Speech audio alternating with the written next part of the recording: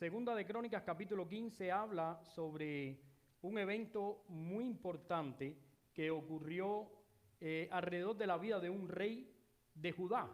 Ustedes saben que, y habíamos hablado anteriormente en un sermón que tuvimos la semana pasada, habíamos hablado, y Josué, yo creo que está demasiado alto, que como que molesta un poco a la gente. Habíamos hablado que Roboán había tenido la oportunidad de edificar a Israel. Roboán había tenido la oportunidad de sustituir a su padre como rey, pero menospreció todo lo que Dios había hecho en la vida de su padre, en la vida de su familia, y decidió pues apartarse, alejarse. Esto trajo la ruptura del reino. 10 tribus a un lado con Jeroboam, 2 tribus con Roboán, y pasando el tiempo, estas tribus se convirtieron en dos grandes grupos, uno que le llamaban Israel y el otro que le llamaban Judá, el grupo de Judá y el grupo de Israel. Entonces acá tenemos capítulo 15, por favor vayan ahí, reforma religiosa de Asa, que es uno de los reyes que lidera lo que podemos conocer en la Biblia como un avivamiento. El avivamiento que se da a través de una reforma. Por eso nosotros tenemos que hablar hoy sobre este tema y queremos decir que el título de este sermón es Señales Inconfundibles. Ese no es. Ese es Segunda de Crónicas 12, yo estoy en Segunda de Crónicas 15 y es otro mensaje. No es ese es el de la semana pasada. La reforma, primer paso en el camino del avivamiento. Ustedes no se preocupen por eso, ahorita Arturito lo arregla. Búscame a Josué.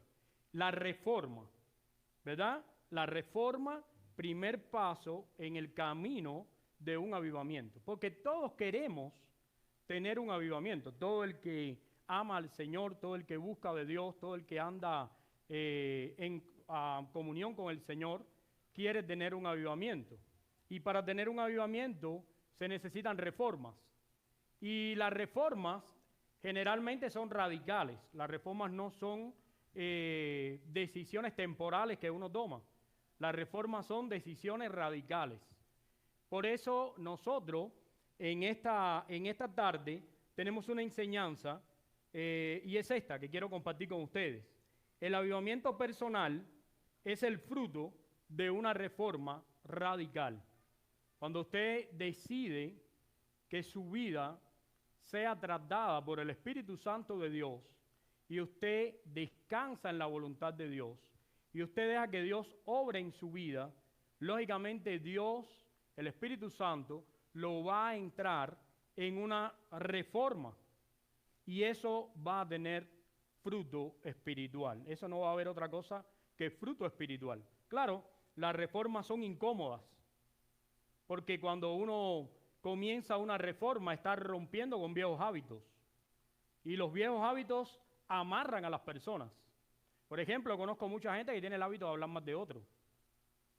Y ese viejo hábito de hablar mal de la gente lo hemos heredado, lo hemos traído de lugares que no son la iglesia, pero lo metemos dentro de la iglesia, incorporamos en la iglesia, lo usamos en la iglesia y eso es una catástrofe.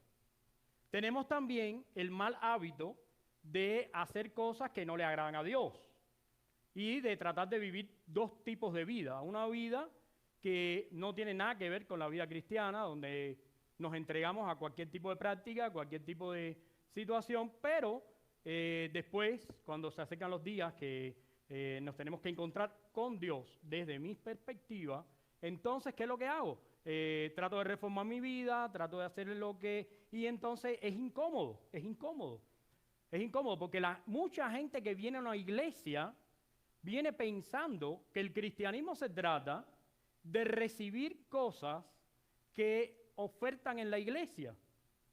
O sea, esa es la realidad. La gente llega acá y piensa que acá le damos música para que usted se deleite, le damos una predicación para que usted se sienta cómodo, le ofrecemos compañerismo y amistad para crearle cierta idea de club que usted se relaciona con la gente acá, pero eso no es la iglesia.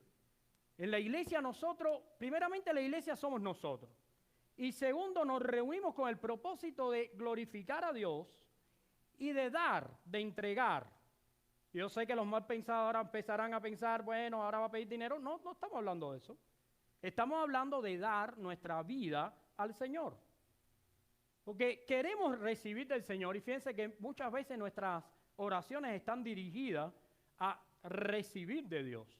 Pero nos olvidamos que las antesalas de esas decisiones y oraciones son una entrega.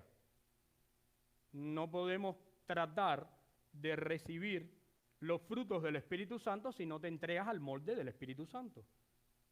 O sea, no puedes vivir contento y con la vida cristiana, no puedes entender que Cristo es una bendición en tu vida porque jamás te encuentras con Cristo. Y como Cristo no ha cambiado tus viejos hábitos, esos viejos hábitos todavía te tienen amarrado. Entonces, acá, y que no es lo que está puesto, queremos estudiar 3 elementos interesantes que definitivamente reforman mi vida espiritual. 3 elementos que definitivamente reforman mi vida espiritual. Y esos 3 elementos están acá, porque si usted lee el capítulo 15 de Segunda de Crónicas, y quiero que vayan a la Biblia ahí, Segunda de Crónicas capítulo 15, usted va a encontrar ahí que hay una gran historia, de la cual solamente Arturito nos leyó 7 versículos. Pero en esos 7 versículos resaltan algunas cosas que Dios dice. Por ejemplo, primero vino el Espíritu de Dios sobre Azarías. O sea, lo primero que nosotros vemos ahí es que el Espíritu de Dios está presente y es el que hace que se produzca el avivamiento. Porque si tú miras atrás y tú empiezas a estudiar la Biblia, hacia atrás te vas a dar cuenta que el pueblo estaba totalmente perdido. El pueblo estaba totalmente apartado, el pueblo estaba totalmente... el pueblo se sentía bien como estaba. Y ese es lo más peligroso que tenía el pueblo. El pueblo se sentía bien, o sea, estaba cómodo. Tenemos una vida religiosa, tenemos un par de carneros acá dispuestos y preparados para ofrecerlo. Nos sobra el alimento, nos sobra los vestidos. Tenemos un grupito de líderes religiosos que nos recuerdan que Dios existe, pero el pueblo para nada estaba enfocado en la fe verdadera, sino que estaba adorando ídolos y estaba haciendo un montón de cosas religiosas que nada tenían que ver con la palabra de Dios, con lo que Dios había mandado y lo que se supone que Dios espera del pueblo de Dios. Entonces, lo interesante acá es que de pronto llegamos al capítulo 15 y Dios decide, el Espíritu Santo de Dios decide intervenir en la vida de un rey. Un rey que viene de un linaje muy interesante porque su mamá era sumamente idólatra. No sé si ustedes saben, han visto en las películas o han leído, pero las madres tienen un efecto muy fuerte en la vida de los hijos varones. Es un efecto muy fuerte. Eso es así, es así. O sea, si yo me enfrentara a Maidita delante de Josué, él no dudaría en ponerse al lado de Maidita y defenderme a mí. O sea, eso está claro. Como se siente hombre igual que yo, diría, no, aquí la persona que está en defensa es mi madre, la voy a defender. Bueno, eso ocurre en Israel y en todos los reinados. Las madres ejercían una presión muy fuerte sobre el rey y cuando la madre se apartaba de Dios, cuando la madre iba en búsqueda de falsos dioses, lo que sucedía era que generalmente el rey se perdía. Se perdía. Y acá Asa tú vas a ver que es un hombre que su compromiso con Dios era tan grande que inclusive él tuvo que quitarle el poder a su mamá, porque su mamá quería ir en pos de otros dioses. Entonces, acá después que Dios interviene, y léanlo ahí, vino el Espíritu de Dios, empieza él a recibir la palabra de Dios de la manera que estaba ordenada en el Antiguo Testamento. Porque recuerden que la palabra en el Antiguo Testamento nosotros tenemos que traer los principios espirituales de esta palabra a nuestra vida. Porque ahora todos queremos que Dios nos hable de la misma manera que le habló a Asa, y si eso no es así, entonces no es de Dios, ignorando que Dios ha hablado su mensaje en su palabra y que nosotros tenemos la Biblia.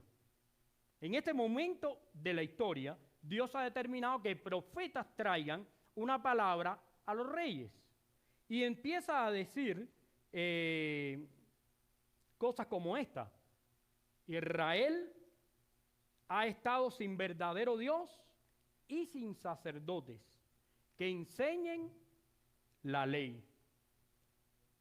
Y dice la Biblia en el versículo 5, en aquellos tiempos no hubo paz, ni para el que entraba, ni el que salía. Pero si lees el versículo 2 al final, dice, Jehová estará con vosotros si vosotros estuviereis con él, si le buscareis, será hallado de vosotros. Pero si le dejan, él también, ¿qué cosa?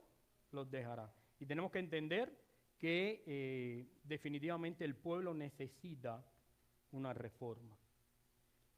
Y cuando nosotros miramos estos principios y los traemos a la actualidad y vemos el cristianismo hoy, nos damos cuenta, porque cuando hablamos del cristianismo estamos hablando de las personas. Cuando hablamos de las personas que hoy habitan esta ciudad, cuando hablamos del el nivel de... ¿Cuántas iglesias usted cree que pueden haber acá en esta ciudad? ¿Cómo cuántas? ¿1000 iglesias? ¿Más? Vamos a hablar de todas las denominaciones. Mormones. ¿Cuánta gente religiosa hay acá? Entre católicos, mormones. Si tú encerraras en la iglesia la capacidad que tienen las iglesias para albergar personas, yo creo que no se quedaría nadie en la calle. La preocupación grande de hoy es que hay más iglesias pero menos cristianos. Yo me acuerdo la primera vez que yo fui a salir de Cuba, nosotros éramos pastores de una iglesia grande y un pastor de la asociación me dijo, se va a morir tu ministerio, no te vayas. Así me dijo, se va a morir tu ministerio, te vas para el país donde la gente juega con la fe, se va a morir tu ministerio. Vas a ver muchas bancas vacías, me dijo él. Y no se equivocó, o sea, verdaderamente no en todo estaba bien, pero alguna razón tenía, demasiadas bancas vacías veo en ocasiones, pero a él se le olvidaba que había mucha gente con necesidad de Dios también, que había que atender. Lo cierto es que cada vez tenemos más iglesias. ¿Cuántas Biblias promedio tenemos en la casa? ¿Cuántas Biblias promedio? ¿Cuántas Biblias tenemos?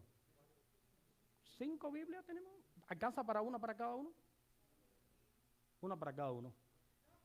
2 para cada uno, como si fuera carne. 2 para cada uno.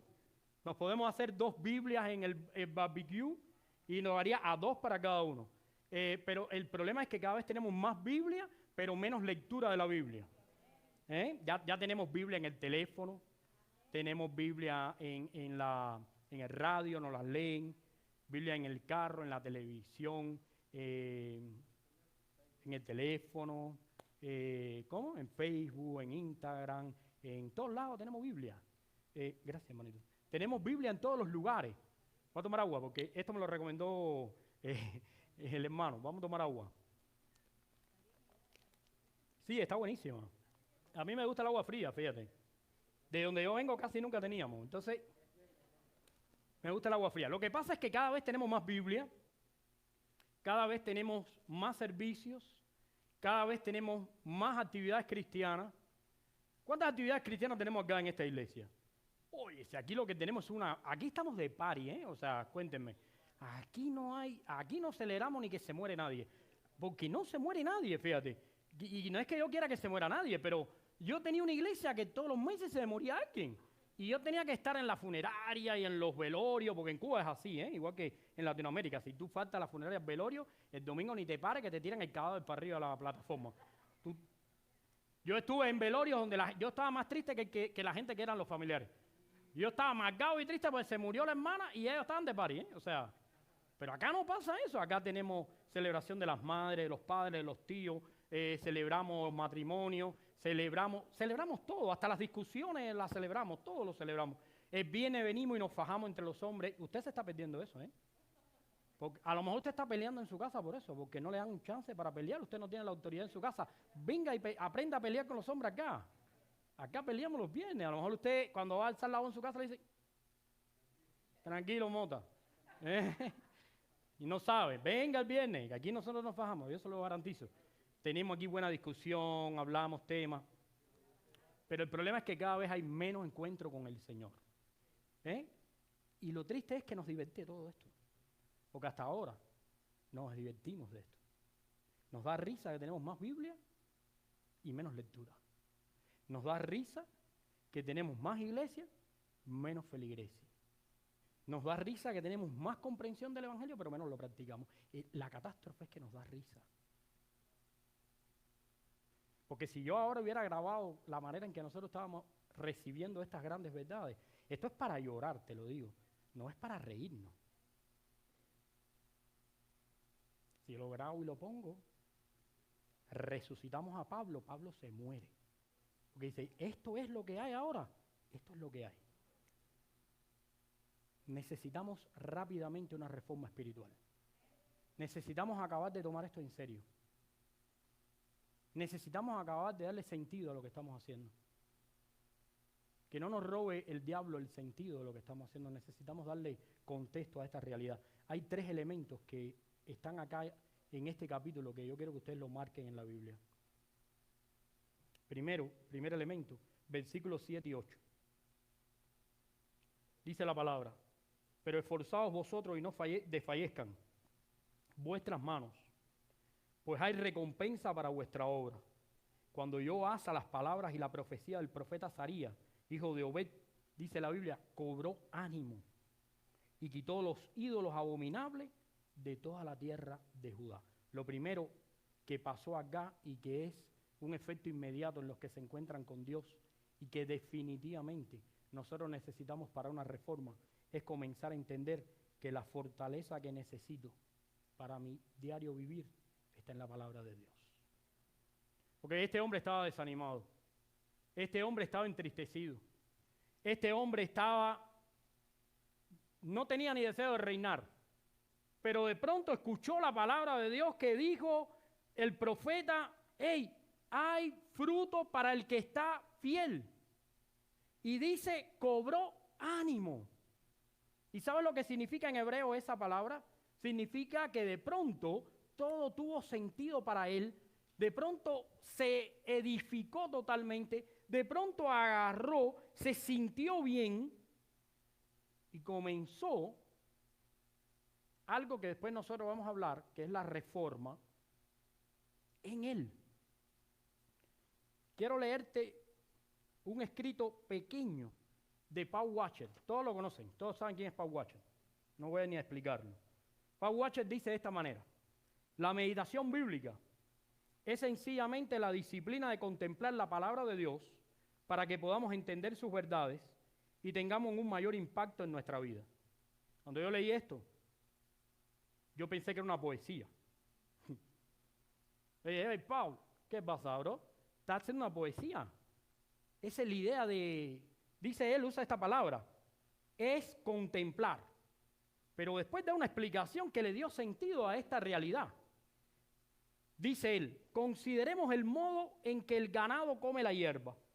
Después de masticar y tragar, la vaca vuelve a llevarse la comida a la boca para masticarla de nuevo. Y este proceso lo repite una y otra vez hasta que haya alcanzado el mayor beneficio de los nutrientes de la hierba. Del mismo modo, es la meditación que el cristiano debe hacer. Simplemente rumiar la palabra hasta obtener el mayor beneficio y los mayores nutrientes de la palabra de Dios. Y lo catastrófico, ¿sabes qué es? Que corremos el peligro de que la única palabra de Dios que tú hayas oído esta semana es la que yo te leí ahorita. Y que te haya leído Arturo. Y eso sería una catástrofe, te lo cuento. Te lo quiero decir así directamente. Yo sé que algunos se enojan, gente se siente un poquito mal y imagínate, se ponen un poquito nerviosos. No se ponga nervioso nadie. Esto es para todos nosotros, esta es la realidad de nuestra vida. Esto no es que estamos jugando a los cowboys, a los indios, ustedes son los indios, soy cowboy, yo les tiro con una pistola, ustedes me tiran una flecha. No es eso, esto es una realidad. La realidad es que nosotros nos levantamos por la mañana, estamos preocupados por llegar temprano al trabajo, hay cosas que hacer, los niños se enferman y lo que peligra es la lectura de la palabra de Dios. Y pasó el lunes. Pero decimos, no hay problema, lo hacemos el martes. Pero el martes el niño tuvo un problema en la escuela o le mandaron a buscar unos materiales a la hora y el esposo llegó y no pudo. Y cuando yo me fui a sentar con mi familia, ya todo el mundo estaba con sueño, estaban dormidos, complicados y pasó el martes. Y dijimos, bueno, hagámoslo el miércoles. Y pasó el miércoles y pasó el jueves y llegó el viernes y dijiste, qué cansado estoy. Que lea la Biblia el pastor el viernes. De todas formas. Ese es el pastor, que la lea él. Llegó el sábado y dijimos, vámonos al party, que es el sábado. Llamamos a un hermano y dijimos, hey, Gabriel, ¿qué pasó con la... ¿Dónde está Pablo? ¿Qué pasó, Pablito? ¿Dónde están las carnes asadas? Vámonos, así decimos nosotros, vámonos. Pero tampoco leímos la palabra de Dios. ¿Y quién puede negar que estábamos viviendo una vida moral? ¿Quién puede negar eso? Nadie. No. Estaba dedicado a mi familia, dedicado a mi trabajo, con los hermanos, pero lejos de Dios. Y cuando eso sucede, en vez de crecer, nos desnutrimos. Y ese es un problema serio. Entonces llegamos el domingo, el hermano acá nos canta 3 alabanzas. Decimos, wow, qué maravilla de vida cristiana. Y así leemos y decimos, Pablo estaba por todas las ciudades caminando bajo el sol, predicando el evangelio. Y decimos, wow, ¿quién fuera como Pablo? Nos gustaría ser como Pablo, decimos acá, ¿no? Cómodo, así, tranquilones. Me gustaría ser como Pablo. Y me gustaría ser como Juan. Y qué bendición. Oh, el pastor está diciendo un mensaje ahora ahí, que eso es tremendo. El domingo pasado Chuy me dijo, qué buen mensaje, pastor. Le dije, no me vuelvas loco a mí, ¿eh? Sí, porque ese es el problema. Nos acostumbramos que el pastor dice cosas fuertes, cosas fuera de lo común. Este sí me predica la Biblia directo, fuerte. Eso es hasta que te dañe, hasta que te parta la espada del corazón. Porque cuando ya te parte a ti, mientras tú estás pensando que parte a todo el mundo, eso es una maravilla. Pero cuando la espada viene para arriba a ti, te parte a ti, descompadramos. Este no es el compadre mío, ¿eh? Este ya no es el compadre mío. Ya este está criticándome, ya este me está haciendo algo por ahí. No. Y cada vez nos alejamos más de Dios. Necesitamos recuperar definitivamente y urgentemente la contemplación. Fíjate la palabra. Voy a usar la misma palabra de Paul Washer, me encanta la palabra. Contemplar la palabra de Dios. Y te digo, no es lo que tú estás imaginando, ¿eh? No es que de pronto me compro una Biblia bonita, la pongo arriba del televisor y decimos, aquí todos contemplamos la palabra de Dios. No es eso. Es que tenemos que rumiar la palabra de Dios. Tenemos que empezar a estudiar los versículos bíblicos y ver de qué manera, si los apóstoles pudieron practicarlo, cómo practicarlo nosotros. Y cómo relacionar nuestra vida con esta palabra de Dios y cómo darle solución a nuestra vida con la palabra de Dios. Y cómo empezar a romper viejos hábitos y antiguas costumbres y empezar a hacer la voluntad de Dios bajo el gobierno de Jesús. Y eso es lo que necesitamos. Porque eso es lo que aquí empezó a suceder. Mira, vamos a leer un poquito. Capítulo 15. Dice versículo 8. Versículo 9, vamos al versículo 9. Después reunió a todos Judá y Benjamín, y con ellos los forasteros de Efraín, de Manasés, de Simeón, porque muchos de Israel se habían pasado a él. Escucha esto. Los de Israel habían pasado para los de Judá, viendo que Jehová su Dios estaba con él.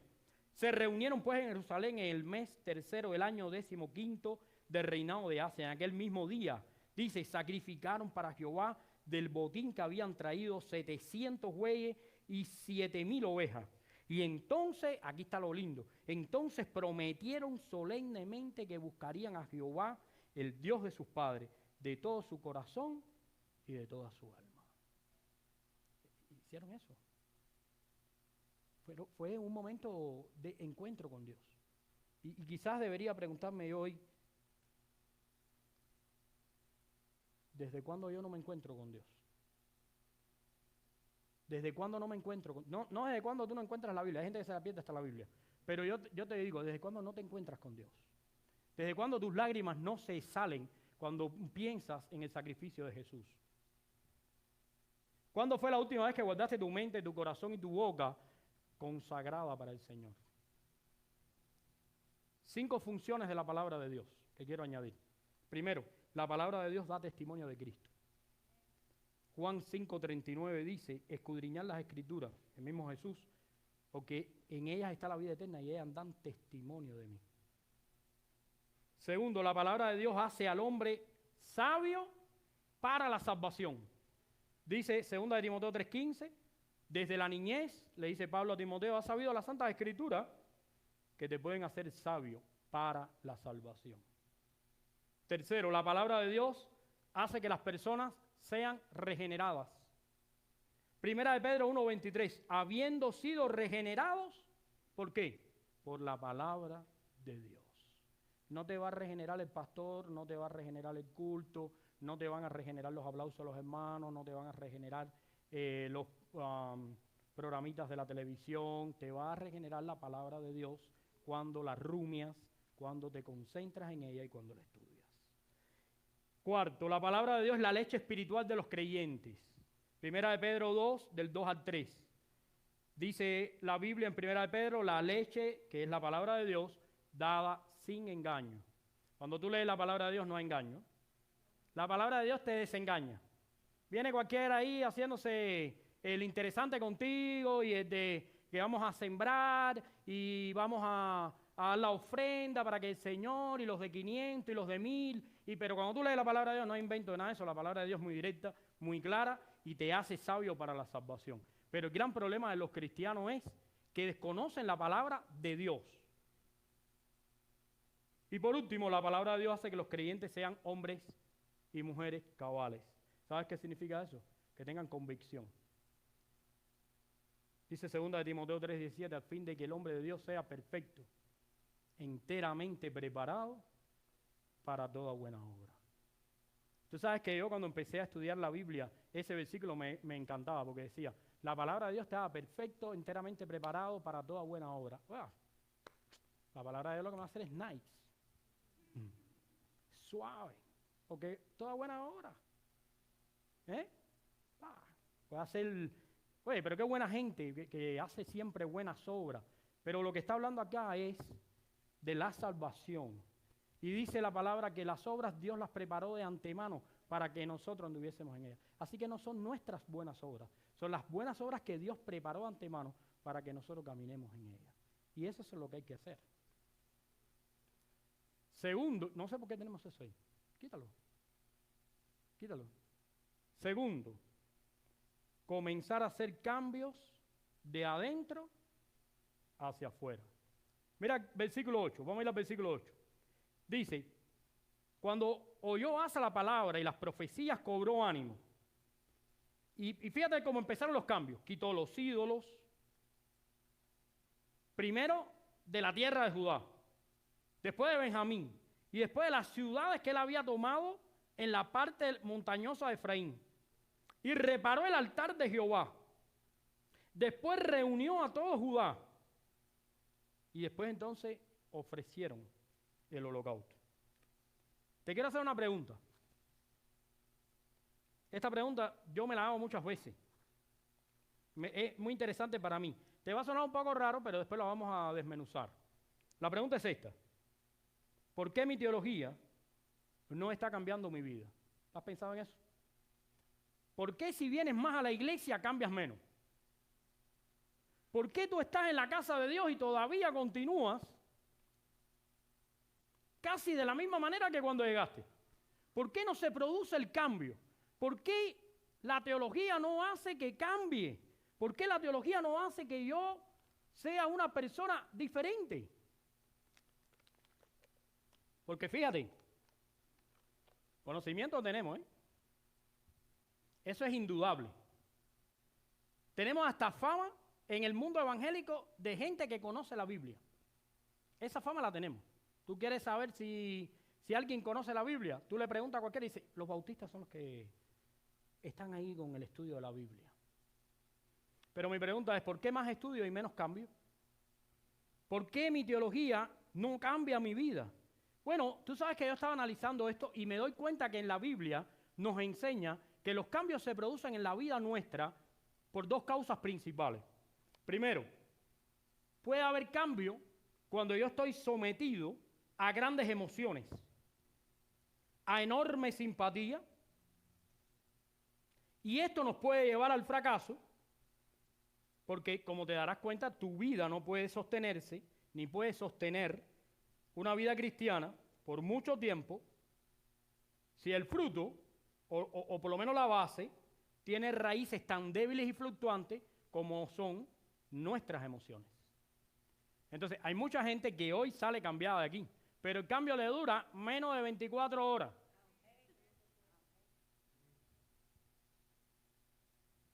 Yo le pido a Dios que estemos hablando de uno mismo.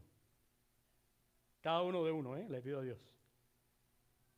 Porque te voy a decir, yo hoy aquí soy más cristiano que cuando vine, Hay veces yo voy al lado de Josué que me maneja y lo que quiere es abrir la puerta y botarlo para afuera. Porque él quiere ir a la velocidad que dice, y es lo correcto. Pero yo quiero que rompa las leyes. Oye, vamos más velocidad que tenemos que llegar temprano. No, aquí dice a 45. Pero que somos tan malos que queremos. Entonces mi mamá por ahí atrás, oye, deja al niño que maneje como quiera. La abuela, imagínate.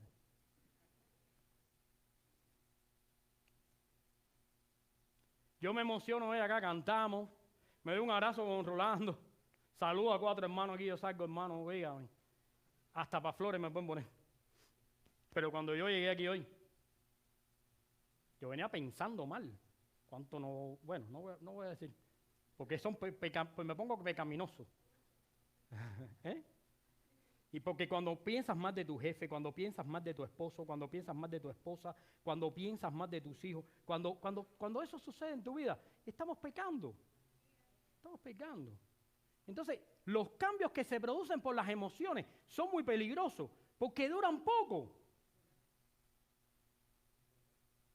Duran poco, porque las emociones duran poco. Después te amarga la vida cualquiera y ya se acabó el cambio, se acabó todo. No hay una plataforma que responda a eso.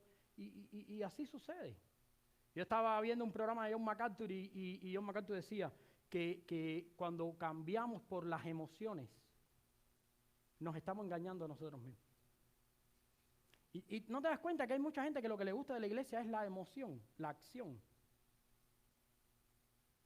Si nosotros aquí le pusiéramos más acción, tuviéramos más emoción, yo aquí hablara con 4 o 5 y les dijera, cuando yo diga amén, ustedes se caen. O si yo empezara a darle a ustedes por la frente para que se cayeran, créanme que yo estoy yendo al gimnasio, si le doy se caen, te lo digo. Tuviéramos hasta aquí llena de gente, porque la emoción cautiva a la gente. Y la gente cree que un cambio emocional es suficiente para sostener una vida cristiana. Y ese es un error, porque el cambio no pasa del martes, cuando mucho. La segunda manera de cambiar o la otra causa por la que uno puede producir cambios, y estos sí son definitivos, es por mi relación con Cristo. Este cambio es un poco más fuerte, puede durar más. Este cambio es fuerte porque solo se produce cuando nosotros entendemos la dinámica real del Evangelio. Porque te voy a dar una noticia.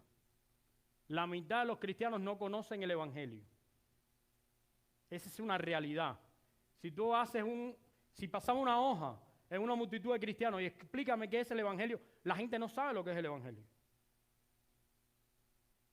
No se habla de arrepentimiento. No se habla de... La gente cree que producir cambios significa tratar de hacer cosas que a mí me hagan más santo.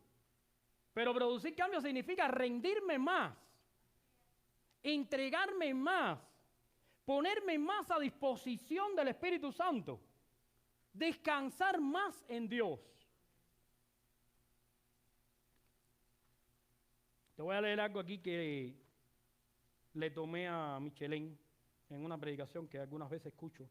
Dice Sujel Michelin: pídele a Jesús que te muestre tus ídolos, tus faltas, tus rebeldías, y arrepiéntete en manos de Dios. Usa tu vida para su gloria, hablando lo que Dios quiere que ocupe lugar en tu mente y en el corazón que tú tienes. La reconciliación de la relación divino y humana descansa en Jesús. Él es el fundamento de la gracia de Dios y de la fe humana. Mientras que todos nosotros estamos muertos en delitos y pecados, dice él, y definidos por la desobediencia, la lujuria y la ira, la rica misericordia de Dios y el gran amor por la salvación se revelaron en Jesús, para que pudiéramos ser vivificados juntamente con Cristo. Basado en las palabras del apóstol Pablo, exclamamos: oh, abundantes riquezas de su gracia en su bondad para con nosotros en Cristo Jesús. Y tiene toda la razón. No va a haber cambios si Cristo no los produce en nosotros. No lo hay. No puede haber reforma, no puede haber avivamiento sin una reforma absoluta donde dejes de vivir en la carne y comiences a disfrutar del fruto del Espíritu Santo. Hace unos días hablaba con un hermano una cosa interesantísima y me pareció súper genial. Eran unos pensamientos increíbles. Y este hermano me decía: la manera en que tú absorbes las enseñanzas de Dios depende del estado de tu vida espiritual. Yo te lo voy a decir más refinado, no te lo voy a decir en las mismas palabras que él me lo dijo, pero estas son las palabras refinadas de eso. La manera en que tú absorbes las enseñanzas de Dios depende de la manera en que tú has vivido, lejos o cerca del Espíritu de Dios. Si te has dedicado a descuidar la vida espiritual, si te has dedicado a quitar del medio las cosas de Dios, si te has dedicado a engañar a Jesús, todo lo que Dios te dice te ofende. Todo lo que Dios te dice te parece mal. El cristianismo te parece difícil, una carga insoportable. ¿Qué voy a hacer yo siguiendo a Jesús? Con tanta diversión que hay, pensarías.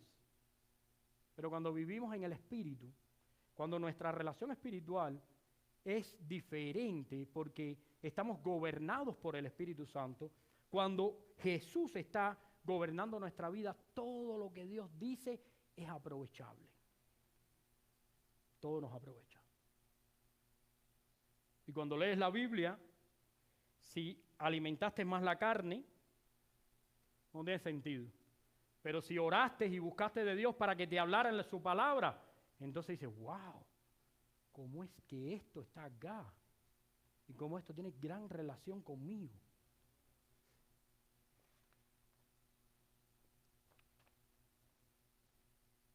Tercer aspecto que me va a ayudar a mí a entrar en una reforma para el avivamiento. Tercero, la obediencia personal a Dios testifica mi cambio más que 1000 palabras. Más que 1000 palabras. Desde pequeño he estado acostumbrado. Claro, Dios sabe todas las cosas, pero de pequeño me defendía hablando, ¿Me dejas hablar? Sabes que te puedo comer, porque la palabra la domino. Y desde pequeñito hablando. Y me decía: este va a ser abogado. No, Dios tenía otros planes. La palabra. Y así vamos por la vida, diciendo palabras. Pero esas palabras no tienen un soporte que se llama testimonio. Mira lo que dice la Biblia. Vamos a ir un momentico a la palabra. Los versículos del 8 al 10. Vamos a ir un poquito más. Mira el versículo 13. Dice: y cualquiera que no buscase a Jehová, el Dios de Israel, muriese, grande o pequeño, hombre o mujer. Y juraron a Jehová con gran voz y júbilo, al son de trompeta y de bocina. Todos los de Judá se alegraron de este juramento, porque de todo su corazón lo juraban, de toda su voluntad lo buscaban, y fue hallado de ellos, y Jehová le dio paz por todas partes. Y aún Maaca, mira esto, madre del rey Asa, él mismo le depuso, o sea, le quitó de su dignidad, porque había hecho una imagen de acera, y Asa destruyó la imagen, y la desmenuzó y la quemó junto al torrente de Cedrón. Pero mira qué triste ahora, con todo esto, los lugares altos no eran quitados de Israel. Aunque el corazón de Asa fue perfecto. ¿En qué? Y trajo a la casa de Dios lo que su padre había dedicado y lo que él había consagrado, plata, oro y utensilios. No hubo más guerra hasta los 35 años de reinado de Asa. O sea, este hombre fue sincero, pero mucha gente que estaba a su alrededor no lo era. Mira, si hubieran cumplido esto que dice que maten a todo el que no crea en Dios, se hubiera quedado sin nadie, ¿eh? Pero ese día se emocionaron con la palabra, y ese día se llenaron de júbilo, y ese día dijeron, bueno, matemos a todos los que no hagan la voluntad de Dios, hagamos cosas que nunca se han hecho en Israel. Pero lo que pasa es que a corto plazo eso puede funcionar, pero a largo plazo, se necesita algo que se llama obediencia. Que esa obediencia es el mayor testigo de tu consagración a Dios. Por eso la obediencia personal testifica mi cambio, mi transformación en Dios, más que 1000 palabras. Si de verdad la obediencia hubiera sido completa y real, los lugares altos los hubieran quitado, pero no lo quitaron. Los lugares altos no los quitaron, seguían ahí. Los lugares altos estaban ahí. Si de verdad la obediencia hubiera sido completa, Dios no hubiera tenido que traer la guerra a los 35 años del reinado de Asa. Mira a ver si tú conoces estas palabras. Voy a decir unas palabras a ver si tú logras saber de quién son. Vosotros sois mis testigos. ¿Te suena? ¿Quién dijo eso? Algunos dirán, Aristóteles. Bueno, serían los cultos. Es Jesús el que lo dijo.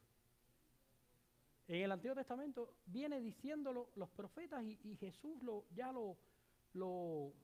entrega a nosotros como el sentido real de nuestras vidas. Vosotros sois mis testigos. Oye, esa es nuestra razón de ser en el mundo. Escribí acá de algo que encontré que John MacArthur estaba diciendo. No estamos aquí, o sea, no digo que es de John MacArthur porque John MacArthur va a decir cosas, ¿no? Aunque reconozco que predica mejor que yo, ¿eh? Porque uno aquí una vez me dijo, no, John MacArthur predica mejor que tú, y lo reconozco. No hay problema, no pasa nada. Lo digo que es John MacArthur porque para que ustedes encuentren la cita, ¿no? O sea, cuando lo diga yo también lo voy a decir. No, porque quizás quien está viendo esto por el internet y dice, mira, él dice John MacArthur para que la gente preste atención. No. O sea, la razón es porque hay que darle crédito al que lo dijo. Esta es nuestra razón de ser en el mundo. No estamos aquí primariamente para ser felices. Mira esto. Esto me voló la cabeza.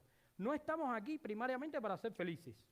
No estamos aquí para pasar un rato divertido en lo que nos llega la muerte. Estamos en el mundo para ser testigos de Dios. Y yo dije, wow. Porque esto va directamente contra mi propia naturaleza. A mí lo que me gusta es la fiesta, ¿eh? O sea, te lo digo. A mí me gusta. ¿Te gusta la fiesta? No me invites. No me invites porque si nos juntamos, nos tienen que salir a buscar. No van a tener culto el domingo.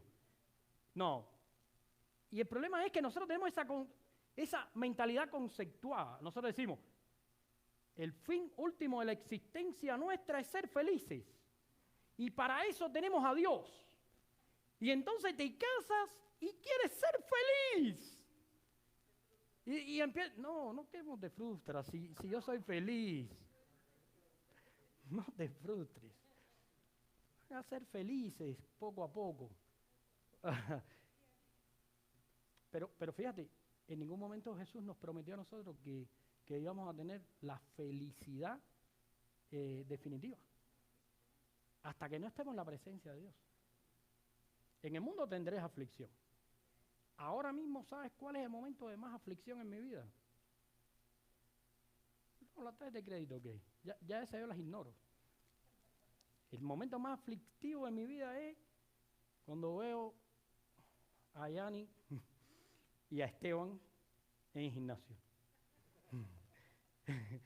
Digo, Dios mío, no faltan esta gente. Porque si ellos faltaran, yo me quedo sentado a coger aire.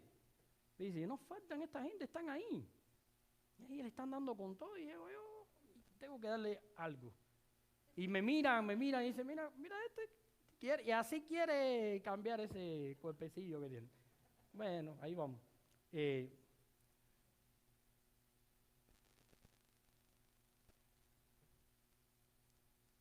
Estamos en el mundo para mostrar con nuestros hechos que nuestro Dios merece ser conocido, servido, amado, obedecido con el corazón, con el alma y con todas nuestras fuerzas. Este es el testimonio que tenemos que dar. El cristiano debe preguntarse en toda situación, ¿cómo puedo yo en estas circunstancias dar testimonio de Dios? ¿Cómo puedo yo ahora mismo ser un testigo en medio de esta enfermedad, en medio de este problema económico, en medio de este conflicto personal o de esta situación? ¿Cómo yo puedo ser un testigo de Jesús? ¿En qué manera me educo o educo a mis hijos, a mi familia? ¿De qué manera yo educo? ¿De qué manera me divierto que pueda ser de gloria para Dios? ¿Sabes que cuando nosotros divertimos le damos la gloria a Dios? Te voy a explicar por qué. Nosotros hemos invitado a algunas personas a nuestras actividades. Yo tengo unos vecinos míos que han venido acá y son mis amigos y los conozco de toda la vida. Y me dicen, qué hermoso que ustedes terminan besándose las fiestas.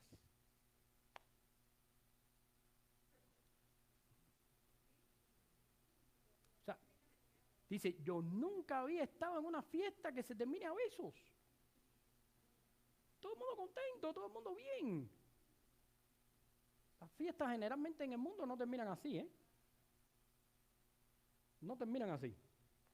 Pero seguimos con la falsa idea de que hemos venido a la tierra para ser felices. Algunos predicadores nos han engañado y nos han dicho, usted es la cumbre de la creación, usted es lo más hermoso que Dios tiene, usted es una maravilla de persona, usted necesita recibir de Dios toda la felicidad y Jesús lo va a hacer tan feliz que usted va a volar dentro del mundo. Y eso no es real. En el mundo tendréis aflicción. Y si vas acá, te das cuenta que esta es la gran problemática con el testimonio. Que tratando de encontrar la felicidad que necesitamos, hacemos las cosas mal. Y necesitamos obedecer, porque la obediencia personal testifica mi cambio más que 1000 palabras. Quiero concluir de esta manera. La reforma que necesitamos siempre está conectada a Dios y a su gracia.